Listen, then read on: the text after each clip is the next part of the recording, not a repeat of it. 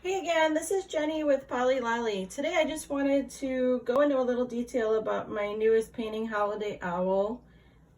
So this one is an original that I painted, and I'm really happy with how she came out. I think she's really cute and festive and perfect for the holiday season. With all my paintings, usually I do some sort of rough sketch, and typically I use the notebook I've got here. It's just white paper, but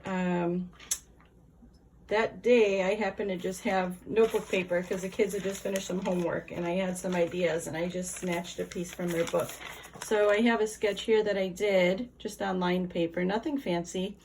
And I also have another sketch here that I'm working on. I haven't done anything yet with, but it's a Meowie Christmas for a cat.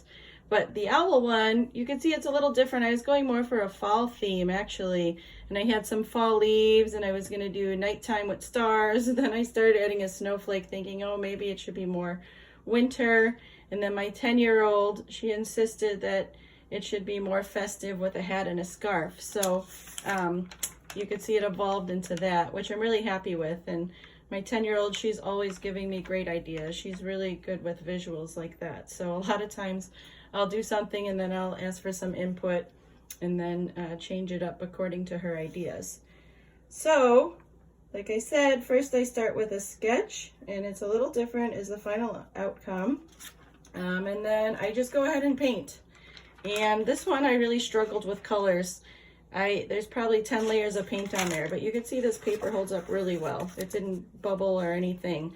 I originally wanted to add a lot of color to the owl, and I realized less was more on this one. I really like the simple blue background, and I just decided to go with a one color owl instead, and I think that helped make the scarf and the hat pop a little more. So after I do my painting and I've got it all done, I make a tracer. So that's what this is here. So this tracer I just do like on regular computer paper, but you could do it again on this, but this is just cheap. I don't like to waste a lot of my notebook paper. So I sketch it, well, not sketch it, I actually trace it. So after my painting is dry, I would put my notebook paper down and I trace with pencil and just get the simple outline. Then I trace it in a dark Sharpie. And the reason I do that is because then I could put it under a new piece of this paper and put it under there. And you might not be able to see that well with the camera, but you can trace it again and make it as many times as you want. You can also pull this paper out and put it up to a window and trace it, or use carbon paper. And the reason I do a tracer is a lot of times I end up selling my paintings and I don't have a sample of it anymore. And also I use it if I'm selling the painting or if I'm going to be teaching it. So I create a tracer and then I keep this in a 3-ring binder I have, and I have a whole references of paintings I do.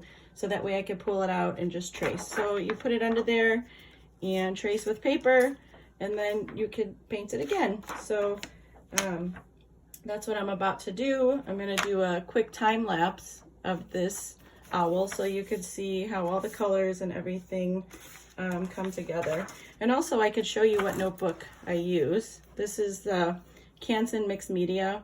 It's literally my favorite notebook right now. You could use watercolors on it. You could do acrylics, which I use. I just use really simple acrylics. These are Michael's ones. But like I said, you get 60 sheets. It's a great deal. And I could just do a lot of paintings. So here's an abstract watercolor. So I've got a lot of stuff in there. So that's about it. And I'm going to switch it to a time lapse now.